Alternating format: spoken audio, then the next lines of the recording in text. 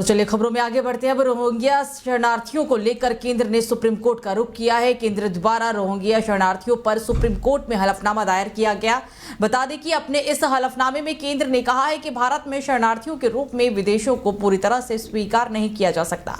केंद्र ने कहा कि दुनिया की सबसे बड़ी आबादी और सीमित संसाधन वाले विकासशील देश के रूप में देश के लिए अपने नागरिकों को प्राथमिकता देना जरूरी है। विधायी ढांचे के बाहर शरणार्थियों की स्थिति की कोई मान्यता नहीं हो सकती है और शरणार्थी स्थिति की ऐसी घोषणा न्यायिक आदेश के माध्यम से भी नहीं हो सकती है। अधिकांश विदेशियों ने अवैध रूप से भारत में प्रवेश किया था। संविधान के तहत मौलिक अधिकार केवल देश के नागरिकों के लिए ही उपलब्ध है और इस वजह से ही याचिकाकर्ता नागरिकों के एक नए वर्ग के निर्माण की मांग नहीं कर सकते हैं। इस तरह के फैसले विधायिका के विशेष अधिकार क्षेत्र में हैं और न्यायिक आदेशों के माध्यम से इसकी अनुमति नहीं हो सकती है। तो दिल्ली के कबीर नगर इलाके में बीती रात को एक बड़ा हादसा हुआ है। आपको बता दें कि रात के समय में एक इमारत ढहने से 2 लोगों की मौत हो गई, वहीं एक शख्स गंभीर रूप से घायल हो गया। बताया जा रहा है कि रात लगभग 2 बजे पुलिस को कॉल कर इस हादसे की जानकारी मिली थी। इमारत ढहने की ये घटना दिल्ली के कबीर नगर इलाके के वेलकम में गली नंबर 4 की है। रात को एक 2 मंजिला पुरानी इमारत भर कर गिर गई। बता दें कि इमारत की ग्राउंड फ्लोर पर जीन्स कटिंग का काम किया जाता था। इस हादसा से गिरे मलबे में वहां पर कर रहे काम 3 मजदूर दब गए हैं। वहीं इस घटना की जानकारी मिलते ही एनडीआरएफ की टीम ने तुरंत मौके पर पहुंचकर रेस्क्यू ऑपरेशन कर मलबे को हटाकर अंदर फंसे कर्मचारियों को बाहर निकाला और उन्हें अस्पताल में भर्ती करवाया।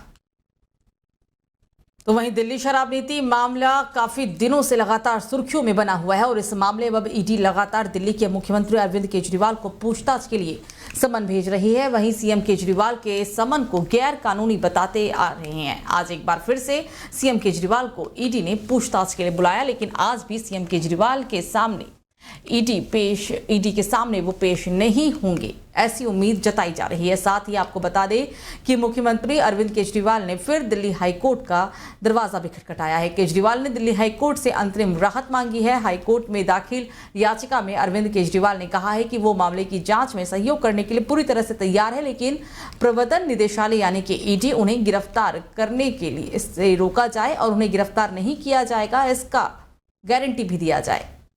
तो अमित शाह का राहुल गांधी पर जोरदार पलटवार सामने आया है। आपको बता दें कि कांग्रेस नेता राहुल गांधी के चुनावी बॉन्ड को हफ्ता वसूली कहे जाने पर केंद्रीय गृह मंत्री अमित शाह ने पलटवार किया। गृह मंत्री ने कहा कि राहुल गांधी को यह साफ करना होगा कि उन्हें हफ्ता वसूली कहे जाने वाले 1600 करोड़ रुपए कहां से मिले।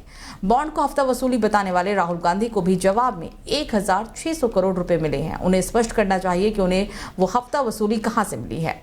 गृह मंत्री ने अपने एक्स अकाउंट पर पोस्ट किया और लिखा कि हम दावा करते हैं कि ये एक पारदर्शी दान है, लेकिन अगर वो इसे वसूली के रूप में लेबल करते हैं तो उन्हें इसका विवरण भी देना होगा। ये पूछे जाने पर कि क्या बीजेपी कुछ अन्य पार्टियों की तरह अपने दानदाताओं की सूची के बारे में बताएगी, जिस पर अमित शाह ने जवाब दिया है कि मैं आपको आश्वासन देता हूं कि एक बार विवरण सामने आने के बाद इंडिया गठबंधन को जनता का सामना करना मुश्किल हो जाएगा। तो वहीं केंद्र ने चुनाव आयुक्त की नियुक्ति पर रोक लगाने की मांग का विरोध किया है और साथ ही इस मामले पर केंद्र ने सुप्रीम कोर्ट का दरवाजा भी खटखटाया है। आपको बता दें कि आज इस मामले पर सुप्रीम कोर्ट में सुनवाई भी होगी। केंद्र सरकार ने सुप्रीम कोर्ट में कहा है कि चुनाव आयोग की स्वतंत्रता चयन समिति में न्यायिक सदस्य की मौजूदगी से नहीं आती और इसी तरह का चयन समिति में वरिष्ठ सरकारी पदाधिकारियों की उपस्थिति समिति को स्वतः पक्षपाती मानने का अधिकार नहीं हो सकती।